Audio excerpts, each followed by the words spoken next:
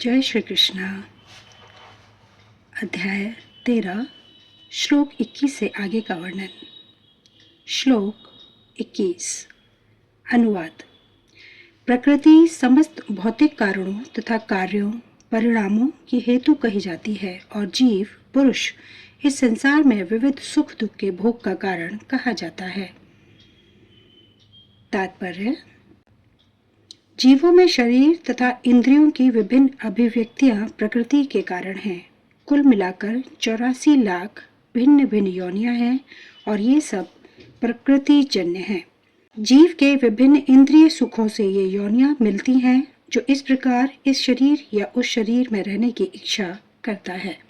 जब उसे विभिन्न शरीर प्राप्त होते हैं तो वह विभिन्न प्रकार के सुख तथा दुख भोगता है।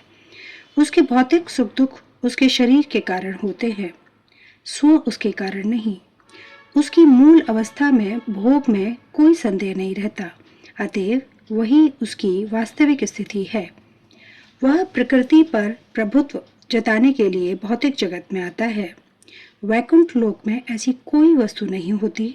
वैकुंठ लोक शुद्ध है, किंतु भौतिक जगत में प्रत्येक व्यक्ति विभिन्न प्रकार के शरीर सुखों को प्राप्त करने के लिए कठिन संघर्ष में रत रहता है। यह कहने से बात और स्पष्ट हो जाएगी कि यह शरीर इंद्रियों का कार्य है। इंद्रियां इच्छाओं की पूर्ति का साधन है। यह शरीर तथा हेतु रूप इंद्रियां प्रकृति द्वारा प्रदत्त हैं और जैसा कि अगले श्लोक में स्पष्ट हो जाएगा, जीव को अपनी पूर्व आकांक्षा तथा कर्म के अनुसार परिस्थितियों के वश वरदान या शाप मिलता है। जीव की इच्छाओं तथा कर्मों के अनुसार प्रकृति उसे विभिन्न स्थानों में पहुंचाती है। जीव स्वयं ऐसे स्थानों में जाने तथा मिलने वाले सुख दुख का कारण होता है। एक प्रकार का शरीर प्राप्त हो जाने पर वह प्रकृति के वश में हो जाता है, क्योंकि शरीर पदार्थ होने के कारण प्रकृति के नियमानुसार कार्य करता है।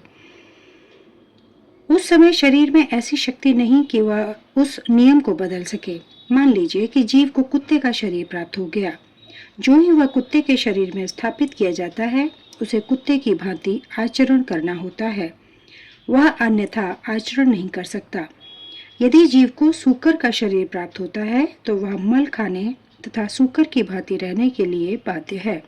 इसी प्रकार यदि जीव को देवता का शरीर प्राप्त हो जाता है तो उसे अपने शरीर के अनुसार कार्य करना होता है। यही प्रकृति का नियम है। लेकिन समस्त परिस्थितियों में परमात्मा जीव के साथ रहता है।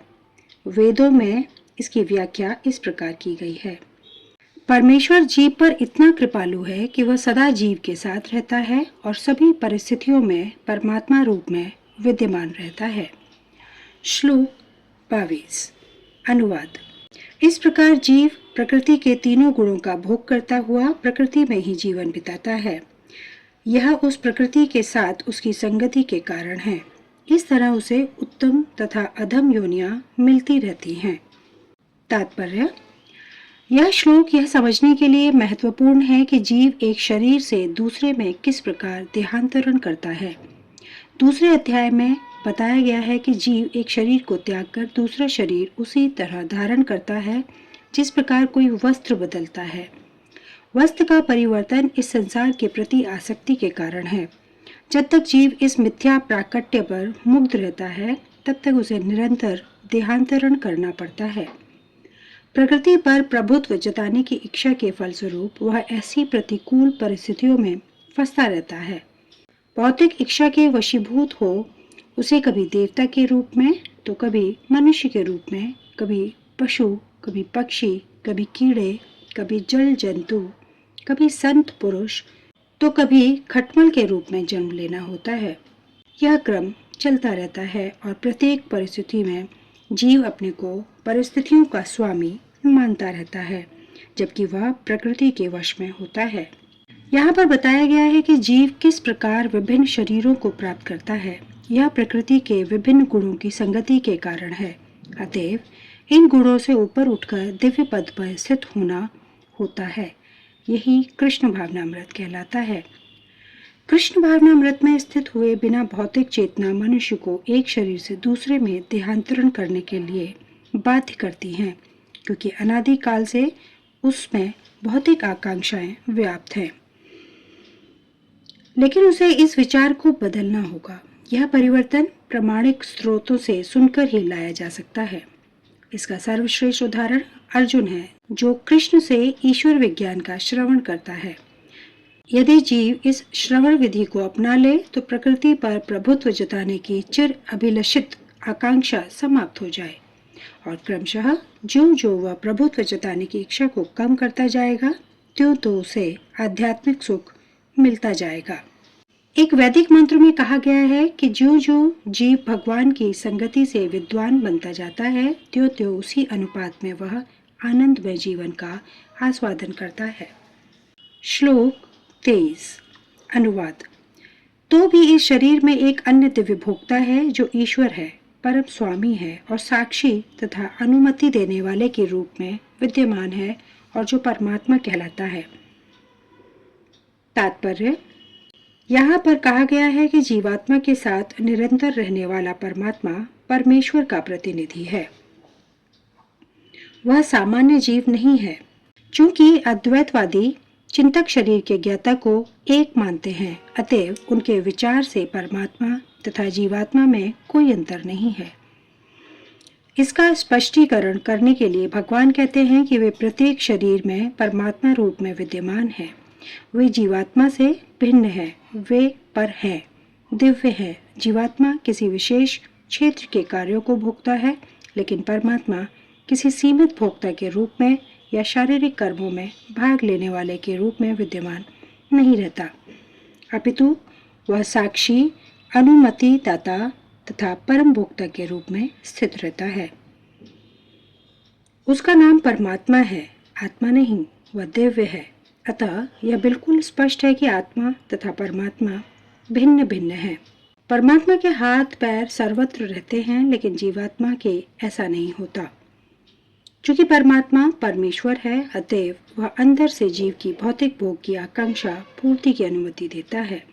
परमात्मा की अनुमति के बिना जीवात्मा कुछ भी नहीं कर सकता। जीव भुक्त है और भगवान भोक्ता या पालक है। जीव अनंत है और भगवान उन सब में मित्र स्वरूप में निवास करता है। तथ्य यह है कि प्रत्येक जीव परमेश्वर का नित्य अंश है और दोनों मित्र रूप में घनिष्ठतापूर्वक संबंधित है। लेकिन जीव में परमेश्वर के आदेश को अस्वीकार करने की, प्रकृति पर प्रभुत्व जताने के उद्देश्य से स्वतंत्रता पूर्वक कर्म करने की प्रवृत्ति पाई जाती है। चूंकि उसमें यह प्रवृत्ति होती है, अतएव वह परमेश्वर की तटस्थता शक्ति कहलाता है। जीव या तो भौतिक शक्ति में या आध्यात्मिक शक्ति में स्थित हो सकता है। जब तक वह भौतिक शक्ति द्वारा बद्ध रहता है, तब तक परमेश्वर मित्र रूप में परमात्मा की तरह उसके भीतर रहते हैं, जिससे उसे आध्यात्मिक शक्ति में वापस ले जा सके। भगवान उसे आध्यात्मिक शक्ति में वापस ले जाने के लिए सदैव उत्सुक रहते हैं, लेकिन अपनी अल्प स्वतंत्रता के कारण जीव निरंतर आध्यात्मिक प्रकाश की संगति ठुकराता है। स्वतंत्रता का यह दुरुपयोग ही बद्ध प्रकृति में उसके भौतिक संघर्ष का कारण है। अतएव भगवान निरंतर बाहर तथा भीतर से आदेश देते रहते हैं। बाहर से वे भगवत गीता के रूप में उपदेश देते हैं और भीतर से वे जीव को यह विश्वास दिलाते हैं कि भौतिक क्षेत्र में उसके कार्यकलाप वास्तविक सुख के लिए अनुकूल नहीं है। इस प्रकार जो बुद्धिमान व्यक्ति परमात्मा में अथवा भगवान में श्रद्धा रखता है, वह सच्चिदानंदमय जीवन की ओर प्रगति करने लगता है। श्लोक 24 अनुवाद। जो व्यक्ति प्रकृति, जीव तथा प्रकृति के गुणों की अंत क्रिया से संबंधित इस विचारधारा को समझ लेता है, उसे मुक्ति की प्राप्ति सुनिश्चित है। उसकी वर्तमान स्थिति चाहे जैसी हो, यहाँ पर उसका पुनर्जन्म नहीं होगा। तात्पर्य, प्रकृति, परमात्मा, आत्मा तथा इनके अंत संबंध की स्पष्ट जानकारी हो जाने पर मनुष्य मुक्त होने का अधिकारी बनता है और वह इस भौतिक प्रकृति में लौटने के लिए बाध्य हुए बिना वैकुंठ वापस चले जाने का अधिकारी बन जाता है। यह ज्ञान का फल है। ज्ञान यह समझने के लिए ही होता है कि दैव योग से जीव इस संसार में आ गिरा है। उसे प्रामाणिक व्यक्तियों, साधु पुरुषों तथा गुरु की संगति में निजी प्रयास द्वारा अपनी स्थिति समझनी है और तब जिस रूप में भगवान ने भगवत गीता कही है, उसे समझकर आध्यात्मिक चेतना या कृष्ण भावनामृत को प्राप्त करना है, तब यह निश्चित है कि वह इस संसार में फिर कभी नहीं आ सकेगा। वह सच्चिदानंदमय जीवन बिताने के लिए वैकुंठ लोक भेज दिया जाएगा। श्लोक 25 अनुवाद। कुछ लोग परमात्मा को ध्यान के द्वारा अपने भीतर देखते हैं, तो दूसरे लोग ज्ञान के अनुशीलन द्वारा, और कुछ ऐसे हैं जो निष्काम कर्मयोग द्वारा देखते हैं। तात्पर्य। भगवान अर्जुन को बताते हैं कि जहाँ तक मनुष्य द्वारा आत्म साक्षात्कार की खोज का प्रश्न है, बुद्धिजीवों की दो श्रेणियां हैं। जो लोग नास्तिक, अज्ञेयवादी तथा संशयवादी हैं, वे आध्यात्मिक ज्ञान से विहीन हैं। किंतु अन्य लोग जो आध्यात्मिक जीवन संबंधी अपने ज्ञान के प्रति श्रद्धावान हैं, वे आत्मदर्शी भक्त, दार्शनिक तथा निष्काम कर्मयोगी कहलाते हैं। जो लोग सदैव अद्वैतवाद की स्थापना करना चाहते हैं, उनकी भी गणना नास्तिकों एवं अजेयवादियों की में की जाती है। दूसरे शब्दों में केवल भगवत भक्त ही आध्यात्मिक ज्ञान को प्राप्त होते हैं, क्योंकि वे समझते हैं कि इस प्रकृति के भी परे वैकुंठ लोक तथा भगवान है। जिस प्रकार विस्तार परमात्मा के रूप में प्रत्येक व्यक्ति में हुआ है और जो सर्वव्यापी है। निसंदेह कुछ लोग ऐसे भी हैं जो ज्ञान के अनुशीलन द्वारा भगवान को समझने का प्रयास करते हैं। इन्हें श्रद्धावानों की श्रेणी में गिना जा सकता है। सांख्य दार्शनिक इस भौतिक जगत का विश्लेषण 24 तत्वों के रूप में करते हैं और वे आत्मा को 25वां तत्व मानते हैं। जब वे आत्मा की प्रकृति को भौतिक तत्वों से परे समझने में समर्थ होते हैं, तो वे यह भी समझ जाते हैं कि आत्मा के भी ऊपर भगवान है और वह 26वां तत्व है। इस प्रकार वे भी क्रमशः कृष्ण भावनामृत की भक्ति के स्तर तक पहुंच जाते हैं। जो लोग निष्काम भाव से कर्म करते हैं, उनकी भी मनोवृत्ति सही होती है। उन्हें कृष्ण भावनामृत की भक्ति के पद तक बढ़ने का अवसर दिया जाता है। यहाँ पर यह कहा गया है कि कुछ लोग ऐसे होते हैं जिनकी चेतना शुद्ध होती है और वे ध्यान द्वारा परमात्मा को खोजने का प्रयत्न करते हैं, और जब वे परमात्मा को अपने अंदर खोज लेते हैं तो वे दिव्य पद को प्राप्त होते हैं। इसी प्रकार अन्य लोग हैं जो ज्ञान के अनुशीलन द्वारा परमात्मा को जानने का प्रयास करते हैं। कुछ ऐसे भी हैं जो हठ योग द्वारा अपने बालकों जैसे क्रियाकलापों द्वारा भगवान को प्रसन्न करने का प्रयास करते हैं। अध्याय 26 से आगे का वर्णन अगले वीडियो में। धन्यवाद। जय श्री कृष्णा।